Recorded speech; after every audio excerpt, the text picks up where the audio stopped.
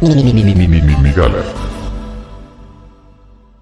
Me gusta mucho escuchar a los viejos para preguntarme qué se siente envejecer, qué se siente crecer y darse cuenta de que toda la vida fue un error. Y uno de mis viejos favoritos es Pepe Mujica, que cuando estuvo aquí en México le preguntaron, oye, ¿qué piensa usted de Andrés Manuel, que es un culero y que no ha traído nada? Y él dice, pues mira, yo no vengo aquí a hablar de México porque México ya tiene sus problemas y yo no vengo a ponerle todavía más problemas. Pero de lo que sí vengo a hablar es de que nosotros tenemos un cachito de vida. Y nosotros decidimos si ese cachito de vida lo ocupamos en consumir o lo ocupamos en construir.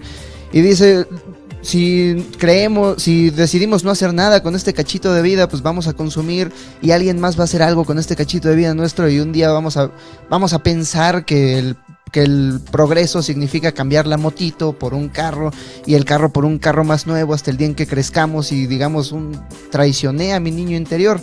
Pero si en lugar de eso utilizamos este cachito de vida que nos dio el universo para construir un cachito de utopía, para que la gente que viene después de nosotros la tenga mejor que nosotros, pues es un propósito que vale la pena. Y uno decide qué hacer. Lo que hacíamos en qué programa fue? Lo del tiempo y la plata. El tiempo y la plata. El tiempo y la plata. ¿Cómo dice? La plata regresa y el tiempo no. Es que ese es el planteamiento. Se queda uno lleno de plata. Aquí lo que estoy defendiendo es la libre autodeterminación del individuo. Es lo que estoy defendiendo. Estoy de acuerdo. Pero fíjate, la libre autodeterminación del individuo. Pero hay un punto muy delicado con eso. Es que un individuo tiene deseos y un propósito pendejo, lúcido, como quieras determinarlo. Es su juicio. Él lo decide así. Pero ¿por qué desea ese individuo lo que desea? Uno de los es donde nosotros nos centramos y pensamos por qué desean lo que desean. Uno de los puntos de la introducción que llegue, perdón, Javi. ¿te parece justo que llegue una pinche película de los Avengers y te diga tu propósito es ser el héroe? Y tu propósito es ir y romperle la madre a los malos y tener una pinche viejota y estar bien mamado.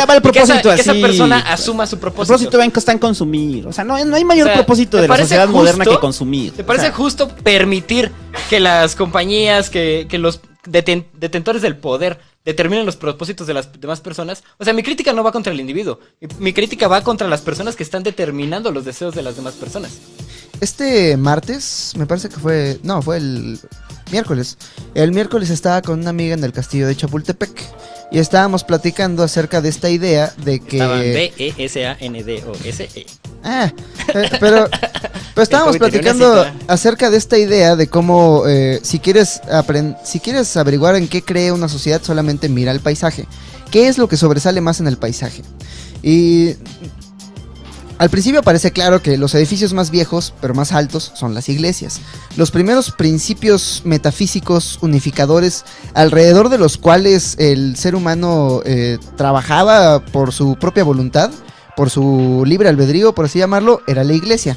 La iglesia era el ente metafísico, el ente más allá de la vida humana, aquello más grande que uno mismo, a lo que uno podía pertenecer. Y por eso las iglesias son tan pinches grandes.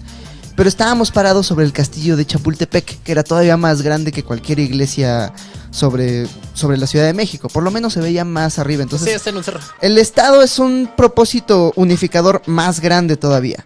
Y desde ahí estábamos viendo las torres de los bancos de Reforma.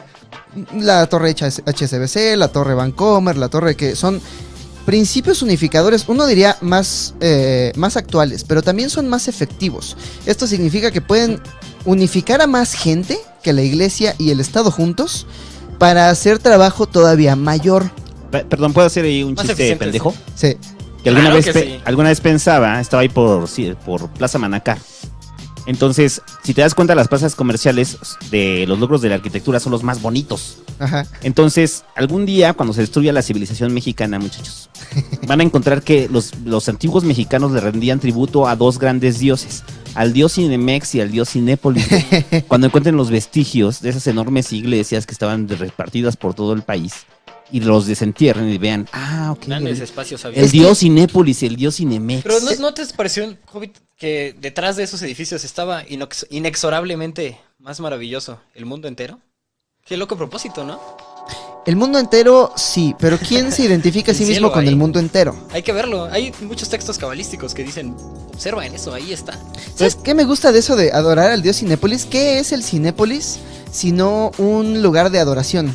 un lugar al que vamos todos a escuchar las historias. Es que de eso se trata la ficción, son las verdades trascendentales que nos hablan de, no acerca de lo que pasó en el mundo real, sino de las verdades que suceden en la ficción, pero que nos hacen sentido porque suceden también en la vida real. Los Avengers son la historia más vieja del mundo, son la historia de aquellos dioses que doman al caos, que destruyen a los malos y salvan al mundo. Se llama Thor.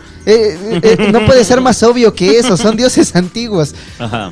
Pero ahí se doy un punto. El mercado es el unificador. El capitalismo es el unificador. No hay mayores tótems, no hay mayores estructuras, mayores iglesias en la sociedad moderna que las que están dedicadas al dios mercado y al dios capitalismo. Pero fíjate, justo el otro día en el podcast anterior hablábamos de eso, acerca de cómo para crear un sistema más complejo a partir del cual ya tenemos, porque destruir el sistema que ya tenemos es un error, tenemos que construir uno más complejo a partir del que ya tenemos. El modo más fácil hay que reemplazarlo. El modo más fácil que se me ocurre es unificar al Estado y al capital en una danza en el que uno cuide al otro. Socialdemocracia, eso ya existe. Sí. Pero todavía nos hace falta la parte de la espiritualidad. Y yo estaba diciendo, no, sí, necesitamos una nueva iglesia y tal. Pero ahora que me lo mencionas, ya tenemos el Cinemex. Oye, Hobbit, pero... ya tenemos la ficción que nos dice cuáles son las verdades trascendentales. Si tenemos el Cinemex que nos dice quiénes son los buenos y quiénes son los malos, cuáles son las verdades trascendentales que vamos a seguir. ¿A quién adorar? ¿Dónde consumir? ¿Y por qué estar ahí? Si esa fuera nuestra religión, la ficción, entonces solamente tenemos que escribir mejor ficción. Y el trabajo de los políticos es hacer mejor política para regular al mercado. Y el trabajo del mercado, pues, es seguir haciendo lo mismo que hacen, porque pues, son unos tiburones. Vale, lo voy a volver a repetir. Socialdemocracia. Socialdemocracia con un elemento espiritual. Oye, Hobbit, pero fíjate, lo que estás... Socialdemocracia con un elemento espiritual. Perdón, a ver, es que cuando hablas de un elemento espiritual, obviamente gente fue no un elemento religioso. ¿Cuánta gente fue a ver la nueva película de Star Wars? Eso es espiritualidad. Ah, claro, espiritualidad del mercado. Eso es espiritualidad aliada al mercado. La espiritualidad siempre estuvo aliada al poder. Y el poder actualmente pues, no es el Estado. Cuando revisábamos las acciones de la Cámara de Diputados, la gran mayoría de las propuestas eran: propongo que este día sea el día de Zapata. Ajá. Pero las verdaderas decisiones sobre que van a influir en el día a día de los mexicanos se tomaban a puertas cerradas en los bancos. Y cabeleados con la Jucopo. Paréntesis ahí nada más metiendo ahí el pinche pasquín. O sea, pasó con el pinche pedo de la ley de outsourcing. O sea, de qué tan grave es el cabildeo para determinar la forma en que nosotros vivimos, en la cual el outsourcing están planteando eliminarlo y de repente hay un cabildeo tan fuerte, le corrigen la plana al Senado, regañan a Monreal y bajan la iniciativa en contra del outsourcing porque así se los mandó Washington. Entonces dices, ¡ay, cabrón! Entonces, ¿quién está gobernando aquí, no? O sea, es algo que ya hemos hablado aquí varias veces. O sea, cómo las fuerzas del mercado logran esta injerencia sobre el Estado frente a un Estado débil y frágil, que es como el que tenemos nosotros. Ahora, por eso cuando vuelvo a decir socialdemocracia es ese Estado regulador, ese Estado al que hemos aspirado, que lo lograron los nórdicos un rato hasta que después cayeron víctimas del propio mercado. Pues es que la complejidad es frágil. Ajá. La sociedad, no la realidad. La realidad es frágil. Frágil como el intercambio navideño. Envuelva bien su intercambio, no mames. Pero bueno, ibas a preguntar algo al joven. Esquizo, duerme bien, te queremos. Duerme bien. Ya descansa, Esquizo, ya duérmete. Ya duérmete, Esquizo, no mames. Esquizo, duérmete. Hay un tema ahí interesante que plantea, bueno, dos. O sea, construir mejores ficciones que las ficciones que son más populares actualmente. Cabrón, antes que nada somos escritores. Sí, entonces, fíjate, la política es una ficción social. Política ficción. La política es una ficción social. Estamos de acuerdo, ¿no? El mercado es una ficción social. O sea, yo te doy un papel y te digo, este papel vale 100 pesos, güey. Es ficción social pura. Y hay un cabrón que dice, es que yo lo que yo digo es lo que se va a hacer. Y esa es una ficción social. Entonces, no están separadas, ¿no? La ficción del actuar político y económico. Incluso si vamos más atrás, está desligado de espiritualidad, sí. ¿En qué momento se desligó la espiritualidad del Estado y del mercado? Porque antes ya estaba. O sea, el asunto no es como atribuirle espiritualidad a un Estado, sino regresársela de alguna forma.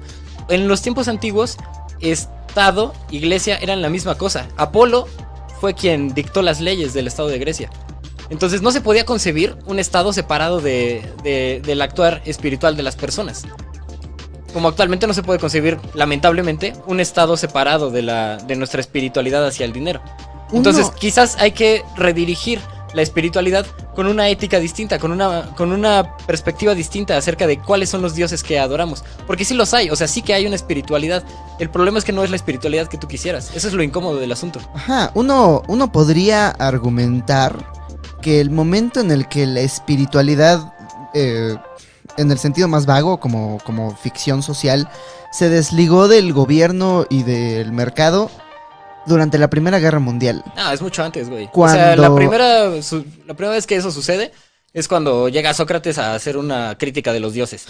No, y cuando empieza a decir es que o sea, surge la filosofía materialista y cambia completamente la concepción de la realidad. Estoy hablando específicamente... Yo estoy del mundo occidental. O sea, hablo específicamente acerca de No, pero el mundo occidental contemporáneo, ¿no? O sea, en el mundo occidental contemporáneo... ¿Que es un hongo y surgió de la nada o qué chingado? No, a ver, no, es que en Oriente jamás se desprendió la presencia del Estado de la religión, o sea, bueno, de la propia fe, o sea, por eso tienes hay yihadistas y Estado Islámico, tienes el Estado Islámico, pero o sea, sí, tienes a su los espiritualidad sí ha cambiado, porque, o sea, finalmente no creo que vayan ellos por Dios o por una moral muy divina, o sea, van por el varo, güey. Por un asunto geopolítico disfrazado de espiritualidad, o sea, sí, pero al final es varo, o sea, el éxito pero, de las... Pero sí compro tu punto, o sea, si es un pedo de Occidente después de la Segunda Guerra Mundial. El ejemplo específico que tengo es que la gran ficción social del mundo antes de la Primera Guerra Mundial es que es imposible una guerra entre los grandes poderes porque todos estamos aliados con todos y todos estamos comerciando. Una guerra entre nosotros sería mucho más cara y no se ganaría nada. Pero entonces empezó la guerra y los economistas decían, esta guerra no va a durar ni siquiera un año. La gente no tiene tanto dinero como para irse a la guerra durante más de un año. Pero la falta de dinero nunca detuvo una guerra en progreso. Y entonces la gente de inmediato... acelera el capital, las guerras. Sí, la gente de inmediato abandonó la base de oro de sus monedas y se fue directo al crédito. Y entonces el pedo se disparó. Y a partir de la realidad cruda que se creaba todos los días en las trincheras, fuimos formando una nueva espiritualidad. Y cuando por fin dijimos, nunca más, no hay que hacer esto, la guerra estuvo muy fea, ya aprendimos de nuestros errores... Adolf Hitler dijo, Nel, yo no, a la verga, y empezó otra guerra donde solidificamos todavía más esta espiritualidad al grado en el que uno de los grandes dogmas que tenemos es no hay una guerra entre grandes poderes porque eso significaría la aniquilación nuclear. Ese es un gran dogma de la espiritualidad moderna y tiene la gran ventaja de que está basada en la realidad, así como... Antes el hombre medieval pensaba que Dios era real y que la iglesia estaba basada en la realidad. Tenemos evidencia de este dogma espiritual, de este axioma del mundo posmoderno. No hay una guerra entre grandes poderes porque significa la aniquilación. O sea, dice nuclear. Octavio Paz que si bien la bomba atómica no acabó con el mundo, acabó con la idea del mundo. Ajá. Aquí iba ese punto. Perdón, ahí me perdí. Sí, por cierto, el punto iba a que se desligó no se desligó la espiritualidad del mundo real, más bien creamos una nueva espiritualidad. Sí, es lo que digo, o sea, que hizo es otro Dios ahora. Hizo a la anterior obsoleta. ¿Cómo creamos una nueva espiritualidad basada en la realidad y que haga a esta espiritualidad autodestructiva obsoleta?